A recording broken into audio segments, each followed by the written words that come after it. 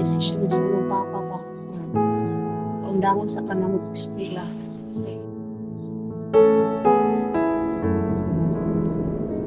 Sa bawat bata, may kwento ng pangarap. Ngunit para sa ilan, ang daan patungo rito ay puno ng sakripisyo. Pandangon na lang ka eskwela dahil dinista kay wa man ta ikagasto. Kay kitong kalisod sila ka po itong gadaot mo rin, itong gusto gadaot. Anak mo nga, mabalik ra ko. Punang di na mapasok gasto akan mandaghan po sila bayag. Araw-araw nilalabanan ang layo at hirap para makapasok sa eskwela.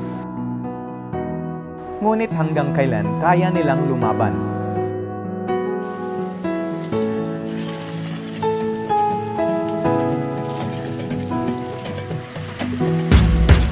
Alamin ang kwento ni na Princess at Denisa. Kwento ng libo-libong kabataang Pilipino na patuloy na nangangarap at lumalaban.